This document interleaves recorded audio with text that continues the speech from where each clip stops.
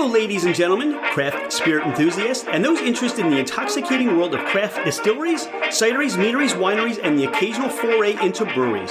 It's Rich Shane, and welcome to Fermented Adventure, the podcast, where we bring you the fascinating people that are making the mash, fermenting, distilling, bottling, pouring, and delivering to you some of the finest libations in the world. Before we get started, here are a few housekeeping items.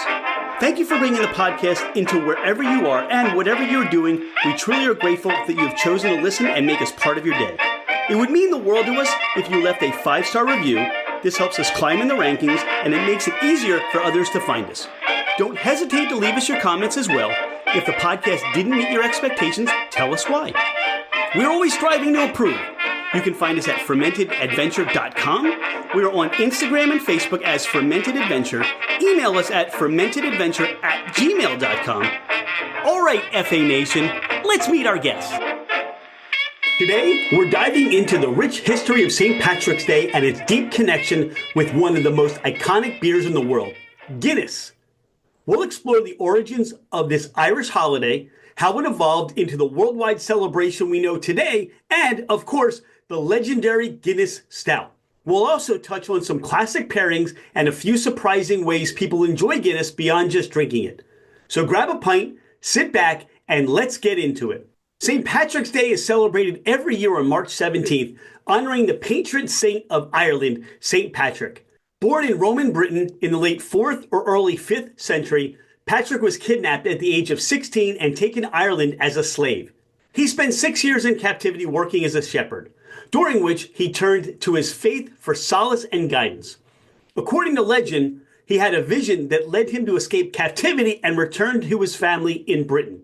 After years of religious training, he felt called to return to Ireland, not as a captive, but as a missionary, to spread Christianity. Patrick's mission in Ireland was not an easy one. The country was largely pagan at the time, and he faced opposition from many local chieftains and druids. However, he is credited for converting thousands of Irish people to Christianity and establishing churches, schools, and monasteries throughout the land. One of the most well-known legends associated with him is the story of how he used the 3-leaf shamrock to explain the concept of the Holy Trinity, Father, Son, and Holy Spirit. This is why the shamrock has become such an enduring symbol of St. Patrick's Day. Another famous legend about St. Patrick is that he drove all the snakes out of Ireland. While there's no scientific evidence that snakes ever existed on the island, historians believe the story is symbolic of how he worked to eradicate pagan beliefs and practices in favor of Christianity. Originally, St. Patrick's Day was a solemn religious occasion, observed primarily in Ireland with church services and feasts. It was a day for reflection and honoring the work of St. Patrick, rather than a raucous celebration. During the medieval period, the day became more formalized as a religious feast, and the Catholic Church eventually made it an official holy day of obligation. However, as Irish immigrants spread around the world, particularly to the United States, the holiday transformed into a grand celebration of Irish heritage. In the 18th and 19th centuries, Irish communities in cities like Boston, New York, and Chicago organized large parades and public festivities to express pride in their Irish identity. These celebrations were also a way for Irish immigrants to show their growing political and social influences in their new homes. Today, St. Patrick's Day is marked by parades, wearing green, and of course, indulging in Irish food and drink. The holiday is now widely celebrated beyond Ireland with massive festivities in countries like the United States, Canada, Australia, and even Japan. The wearing of green, another key tradition, originates from the belief that it makes one invisible to leprechauns, mischievous fairy creatures that are said to pinch anyone they can see. In modern times, it's simply a fun way to participate in the festivities and show Irish pride. Guinness, one of the most iconic beers in the world, was founded by Arthur Guinness in 1759 in Dublin, Ireland. Arthur, a visionary brewer, signed a 9,000-year lease for the St. James Gate Brewery. At the time, most Irish breweries produced traditional ales, but Arthur Guinness saw an opportunity in a new style of beer called porter, which had become popular in London. This dark, rich beer made with roasted barley offered a deep, complex flavor that set it apart from other brews of the time. By the late 18th century, Guinness had shifted its focus almost entirely to this style, perfecting what would later become Guinness Stout. By the 19th century, Guinness had expanded beyond Ireland, exporting its stout to England and beyond. The beer's popularity soared, and by the early 20th century, Guinness was the largest brewery in the world, producing millions of barrels annually. One of the most defining characteristics of Guinness is its nitrogenated pour, introduced in the 1950s. Unlike traditional carbonation, the use of nitrogen creates Guinness's signature smooth, creamy head and velvety texture. This innovation, combined with its distinct two-part pouring method, solidified Guinness's reputation as a unique and high-quality stout. Today, Guinness remains a global powerhouse, brewed in over 49 countries and sold in more than 150 markets. While the classic Guinness Draft remains the flagship beer, the brand has expanded with variations such as Guinness Foreign Extra Stout, Guinness Nitro Cold Brew Coffee, and limited edition craft style releases. Despite centuries of growth and innovation, Guinness continues to be deeply tied to Irish culture, especially on St. Patrick's Day, when millions of pints are enjoyed worldwide in celebration of Ireland's rich brewing heritage. Though rooted in Ireland, St. Patrick's Day is now a global celebration, and here are some of the most notable traditions. In Ireland, parades and festivals take over cities like Dublin, with music, dancing, and an abundance of Guinness. Local pubs fill up with revelers enjoying traditional Irish folk music, and many people attend religious services in honor of St. Patrick. In the United States, cities like New York, Boston, and Chicago hold massive parades with some of the largest gatherings in the world. Chicago famously dyes its river green using an environmentally friendly vegetable-based dye, a tradition that dates back to 1962. In Australia and Canada, Irish pubs are packed, and public events draw thousands to celebrate Irish culture with live music, dancing, and plenty of Guinness and whiskey. In Japan and Argentina, even in unexpected places, St. Patrick's Day is marked with parades and pub gatherings. Tokyo hosts an annual St. Patrick's Day parade, while Buenos Aires, home to the large Irish-Argentine community, celebrates with festivals and cultural events. Beyond just drinking it, Guinness pairs exceptionally well with many traditional Irish foods and even some unexpected treats. Irish stew. The rich malty flavors of Guinness enhance the depth of a hearty Irish stew, made with lamb, potatoes, carrots, and onions. Shepherd's pie.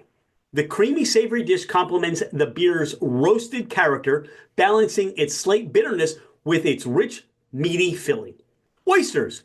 A classic pairing in Ireland, the brininess of oysters contrasts beautifully with the smooth stout, creating a luxurious taste experience. Chocolate desserts. The subtle bitterness of Guinness makes it a perfect match for chocolate cakes, brownies, and even chocolate mousse. Cheese.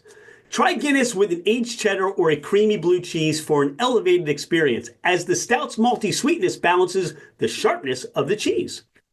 As we point out, Guinness isn't just for drinking, it's also an incredible ingredient in cooking and in cocktails. Guinness bread. This quick bread uses the beer for both leavening and taste, resulting in a slightly sweet and malty loaf. Black velvet cocktail. A mixture of Guinness and champagne creates a surprisingly smooth and luxurious drink, perfect for special occasions. Guinness ice cream float. Pairing Guinness with vanilla ice cream makes for an adult-friendly dessert with a rich, creamy contrast. While Guinness is the most famous, there are plenty of other Irish beverages to enjoy on St. Patrick's Day. Ireland has a long tradition of producing world-class spirits, beers, and ciders that are perfect for celebrating the holiday. Irish whiskey has been distilled for centuries and is known for its smooth triple distilled character. Jameson's. Established in 1780, Jameson is one of the best-selling Irish whiskeys worldwide. It is a blended whiskey known for its smoothness, with notes of vanilla, toasted wood, and a touch of spice. Jameson also produces several variations, including Jameson Black Barrel, which is aged in charred barrels for a richer, deeper flavor, and Jameson Cold Brew, which infuses their whiskeys with natural cold brew coffee flavor. Redbreast is a premium single pot still Irish whiskey, meaning it's made from a mix of malted and unmalted barley and distilled in traditional copper pot stills. It's renowned for its complexity and depth of flavor, often featuring notes of dried fruits, nuts, and spice. Redbreast 12-year-old is a fan favorite, while the 15-year-old and the 21-year-old expressions provide even more richness and sophistication. Bushmills, one of the oldest distilleries in the world, Bushmills has been making whiskey in Northern Ireland since 1608. Their signature Bushmills Original is a light and approachable whiskey, while Bushmills Black Bush offers a deeper sherry character. For those looking for something more refined, Bushmills 10-year-old single malt and their rare 21-year-old single malt are excellent choices. Tullamore Dew. Known for its triple distilled smoothness, Tullamore Dew is another iconic Irish whiskey. Their original blend is easy drinking with honey and fruit notes, while their XO Caribbean cask finish adds a unique twist with tropical flavors.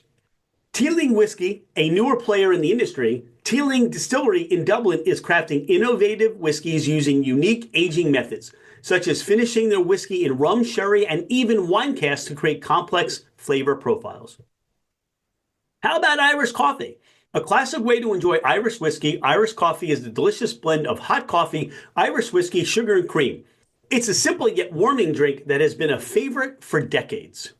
The key to a great Irish coffee is using high-quality whiskey and lightly whipped cream so that it floats on top of the coffee rather than mixing in.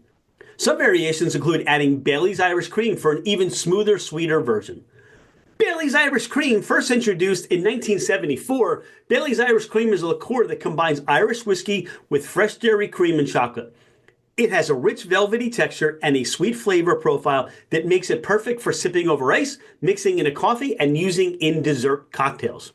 In addition, the original Bailey's has introduced a variety of flavors including salted caramel, strawberries and cream, and espresso cream. Irish Poutine, sometimes referred to as Ireland's original moonshine, it's a traditional Irish spirit that dates back over 1,000 years. Originally distilled in small batches in rural Ireland, Poutine is a strong, unaged spirit that has been making a comeback in recent years. Brands like Glendalough and Mitchell Distillery are producing high-quality versions of Poutine, bringing this historic spirit into the modern era. How about hard cider? Ireland has a rich cider-making tradition, and hard cider is a fantastic alternative for those looking for something different than beer or whiskey. Some of the most well-known Irish brands include Magners, also known as Bulmers in Ireland, a crisp, refreshing cider made from a blend of 17 different apple varietals. It's traditionally served over ice and pairs well with Irish dishes. Orchard Thieves is a lighter, fruitier cider that has gained popularity in recent years.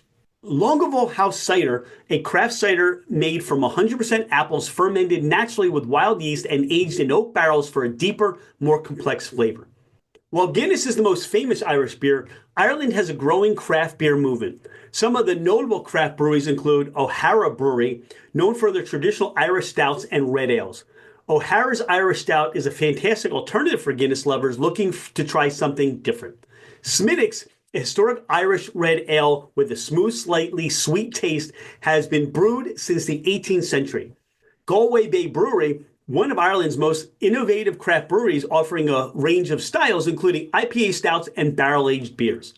White Hag Brewery, based in County Sligo, this brewery produces a mix of traditional and experimental beers, such as their Irish Bog Ale, which is made with locally sourced ingredients. St. Patrick's Day is more than just a reason to wear green and enjoy a drink. It's a celebration of Irish history, culture, and tradition. Whether you're sipping on a Guinness, enjoying a classic Irish meal, or trying out a new Irish whiskey, there are countless ways to honor the day.